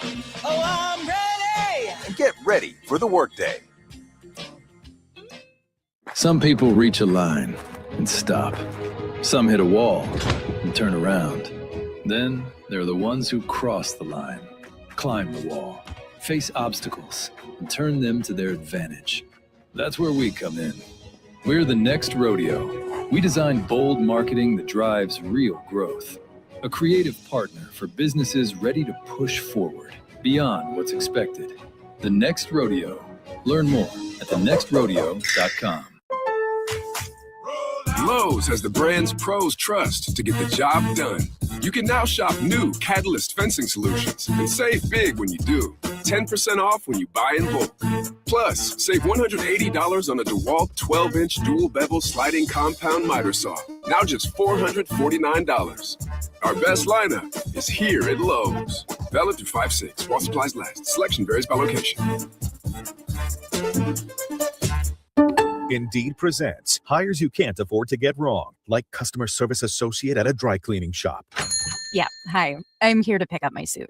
Ah, yes. Here you go. There must be a mistake. This is too small. It shrunk a whole lot. Look on the bright side. Now you have a suit you can give to a child. This is a job for sponsored jobs. This is what happens when you don't sponsor your job on Indeed. Next time, get matched with quality candidates with Indeed sponsored jobs. Visit Indeed.com/hire now and sponsor your job today. At the Montgomery County Veterans Service Commission, we help veterans and their dependents navigate the process of applying for benefits administered by the VA. We can assist with VA claims, pensions, and a variety of benefits, including emergency financial assistance, transportation, and legal services. If you are a veteran or a spouse of a veteran, a wide range of services may be available to you, always at no cost to the veteran. We are honored and proud to serve all Miami Valley veterans. Contact us today at 937-225-4801. And now a list of things from Progressive Insurance. Home, auto, boat, motorcycle, RV, ATV. Progressive protects them all. Learn more about bundling at Progressive.com or call 1-800-PROGRESSIVE. Planning to buy a home in 2026? Not sure where to start? The Ohio Housing Finance Agency can help. With a step-by-step homebuyer's guide and financial tools, the Ohio Housing Finance Agency can make homeownership part of your future. Eligible homebuyers may qualify for down payment assistance and reduced mortgage interest rates. To see if you qualify and to find a mortgage lender, visit myohiohome.org. Raise your hand if you're excited about feeling older faster than you should. No takers? Yeah, didn't think so. Ongoing pain makes you feel older than you are. But here's the good news. QC Kinetic patients here in Dayton are getting relief, feeling younger, jumping back into life full speed, and it didn't happen in an operating room.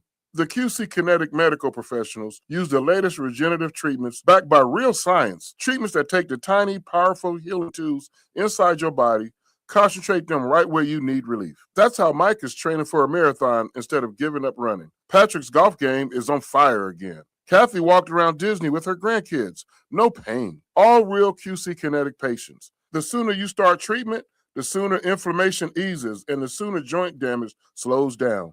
Because no one signs up for feeling older faster. Find out if you're a candidate for QC Kinetic regenerative treatments. Your visit and consultation is free. 937-936-0325. That's 937-936-0325.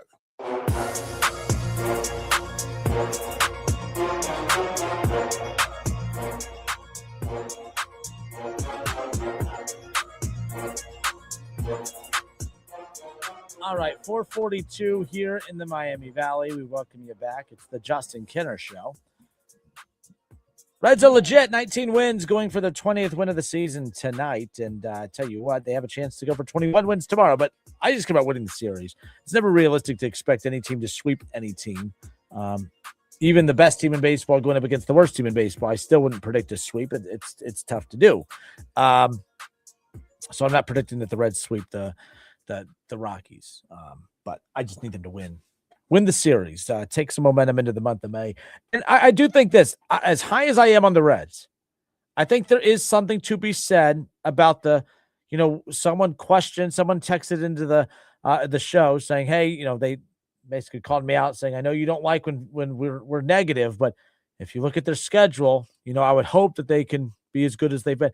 I get it. Baseball is one that you can have an easy schedule and still be exposed even during an easy schedule. But I mean, so the Reds took 2 or 3 from the Rays. I think that's not an easy schedule, right?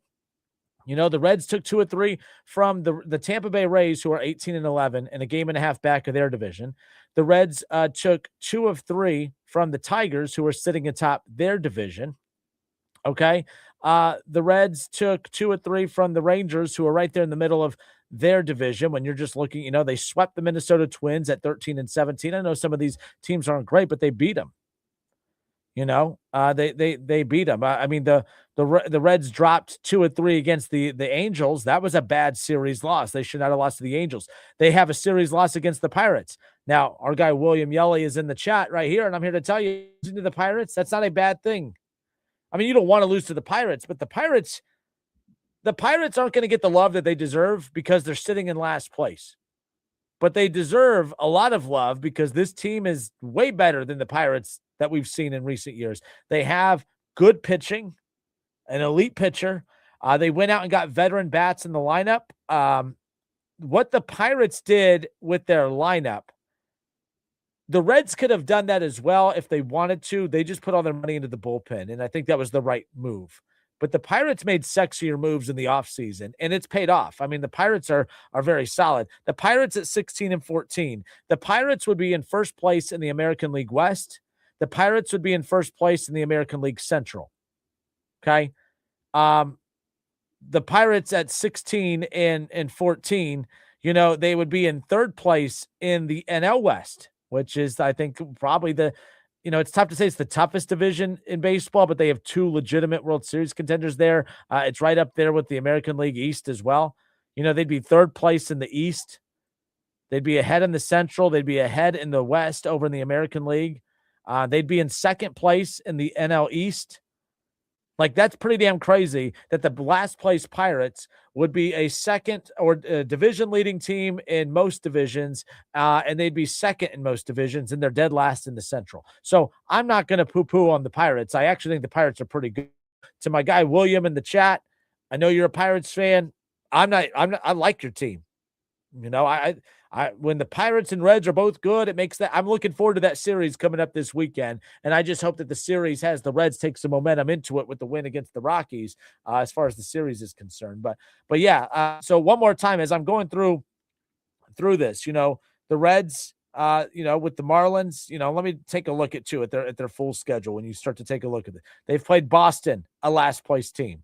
The Pirates are a last place team, but the Pirates, as I mentioned, they're not your typical last place team. The Pirates, that's a good baseball team. That's a very good baseball team. But the Reds have played, the Rangers, right? They've played the Angels, who they lost that series against the Angels, and that was the one that I was really disappointed in the Reds for that. That's a bad series loss. You should not lose as far as that's concerned when it's all said and done. But you lose to the Marlins. The Marlins are second in the NL East. Not a great team, not a bad team. The Angels, that's a bad loss. The Giants, we've talked about them.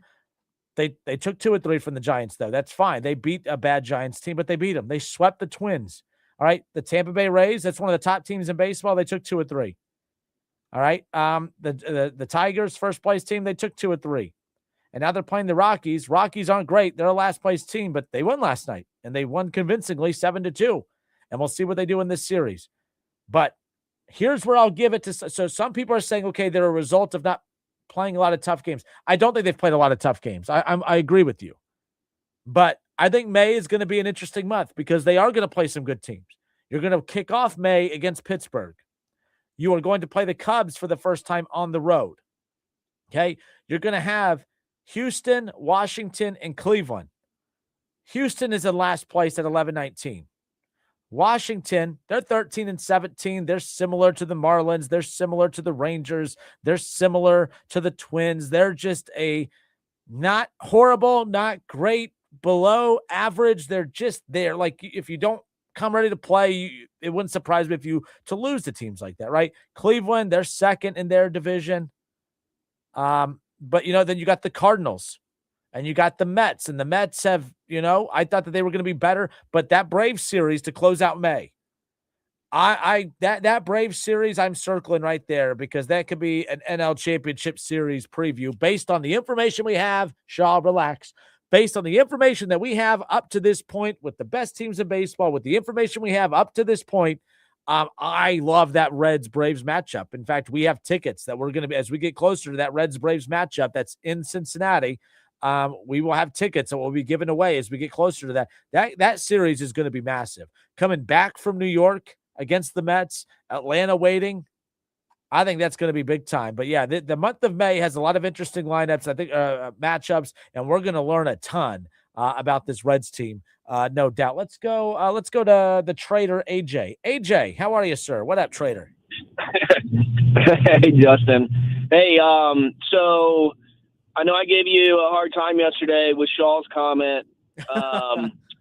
Although today so I drive around a lot, so I listen to a lot of the shows throughout the day, and that show that's from 10 to 12, they had Buster Olney on as a guest today. Yep. And most of the talk were the Phillies, the Red Sox, firing managers, just teams that are kind of crap shows right now. Yeah. And then right before Buster got off, one of the hosts, I think he's from the Southwest Ohio area, he said, "Buster, tell me something good about my Reds."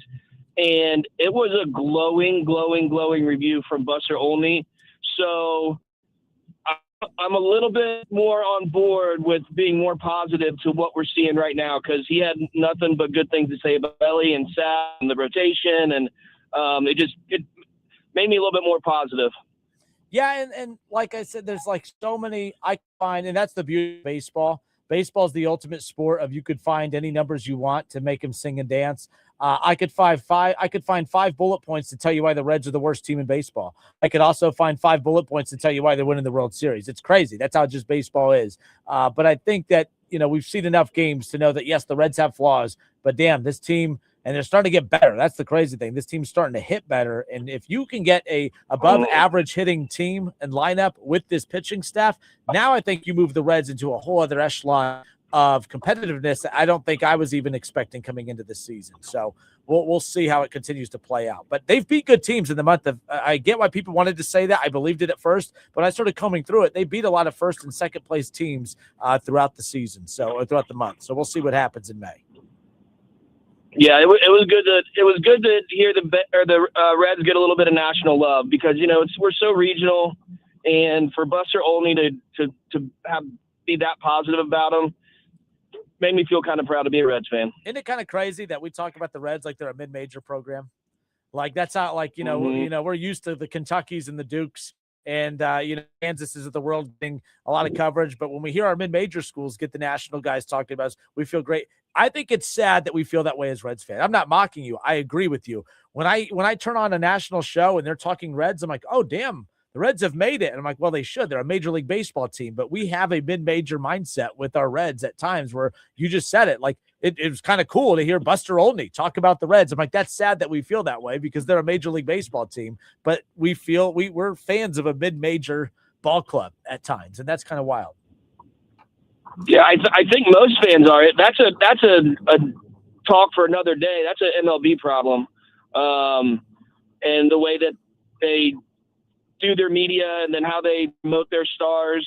So, I mean, we can get into that another day. But yeah, it is. It's not. No, you bring up a good point though. It's major. You're right. It's not weird. Like when I'll watch First Take and they talk Cavaliers basketball, and that's normal. Like it's not. They don't talk Cavs a lot, but like I'm not stunned when they talk Cavs, right? But you're right. When I'm watching the national show and the Reds get mentioned, I'm like, oh, cool. They're talking Reds. Like I get surprised. It's like as if I hear Wright State get mentioned, and I'm like, oh, cool, a national show bringing up right. And that's not a slight, by the way, at Wright State for anyone that thinks I just did. It's just the reality of it. Like no one talks Reds ever outside of our little region here. So no, that's a good point. That's a good point. All right. Hey, have a good one, man. Thanks. Appreciate the call. Appreciate you listening. Thank you. 937-518-1410. William Yelly says Reds are a small market. That's the problem with MLB. You just buy winners. I'm sensing that you are against the Dodgers. Look, we're all against the Dodgers. The Dodgers might be the best thing that ever happened to baseball, though, because the Dodgers might be exactly what baseball finally needed, the tipping point. William, if the Dodgers win the World Series this year, I know this sounds silly. I kind of want the Dodgers to win the World Series this year. For one, a dynasty, it's good for sports, but two, I think it'll finally get baseball attention because baseball's been ignoring the salary cap issue for so long because there's been parity in baseball. The Yankees, and the Astros, I guess, would you guys consider the Astros the most recent dynasty in baseball? And I don't even think they were a dynasty. They were just, they went on a hell of a run, but they went to multiple World Series. They won a World Series, but before the Dodgers, that was like as close to a dynasty as we kind of got in baseball. Am I wrong? Like, I'm kind of curious your guys' thoughts on that. I bring that up because I think the longest time baseball kept, there's always been teams that have outspent everybody else. But the Dodgers doing what they're doing, flaunting it to the rest of the league, has finally got Rob Manfred and others to the point to where they're willing to take a stand on this issue. And unfortunately, we might have to lose an entire season of baseball next year to get what we ultimately want. But I do think that the Dodgers are the key to our happiness. The Dodgers are the key to our unhappiness right now, but they're the key to our happiness in the future. I think what we've needed is this Dodgers type run to get the front office or to get the higher ups of Major League Baseball's attention, because they've just sat back and said, well, we know the Dodgers spend more than everyone else. We know the Yankees and the Padres and others. We know these franchises spend more than everybody else, but there's parity. Look at all the teams, the different teams in the playoffs every year. Look at all the World Series champions. Well, now we're slowly starting to get away from that. And it's just the Dodgers just running away with it. I said it earlier, Elly De La Cruz, it kind of fits in with this point. The fact that Shohei Ohtani, to me, is not a valuable player to the Dodgers, and it sounds silly to say it, but I mean it. Elly De La Cruz is a million times more valuable to the Reds than Shohei is to the Dodgers. The Dodgers can lose Shohei Ohtani, and they're still World Series contenders. The Reds lose Elly De La Cruz, they're as relevant as the Louisville Bats when it comes to Major League Baseball talking heads. So I'm just saying, like, I can't stand the Dodgers, but we should all be Dodgers fans come October. If our team doesn't have a shot, we need to be Dodgers fans. I think that the best chance of us getting what we want, which is that salary cap, salary floor, I think that the Dodgers are the key to it. So I'm going to go for the Reds. And if there's a chance that they can compete for a World Series, I'm all in on the Reds. No questions asked. I'll cry like a baby if they can pull it off. But once I know that the Reds are out of it, I'm all about the Dodgers. I think the Dodgers need to win a third straight. I think they need to continue spending the way they do and winning the way they do, because I think that's going to be the key to ultimate change in baseball. Because before it was, well, yeah, there's always teams that spend more than others, but look at the parity. And they weren't wrong. There was always teams that always spent more than others, but that never equated to guaranteed championships. Now it's starting to equate to that. As far as that goes. So, we'll see. All right, good stuff, everybody. Thank you, everyone, for hanging out with me for the afternoon or for the evening, if you will. We'll do this again on Friday. Off tomorrow. Reds and Rockies to close out the series tomorrow. But we do got game coming up later on tonight. Can the Reds pick up their 20th win of the season? Haven't won 20 before May since 2012. And the Reds have a chance to do that coming up later on tonight. Until Friday, this has been the Justin Kinner Show. Dayton's ESPN Radio, 1410 Wing AM.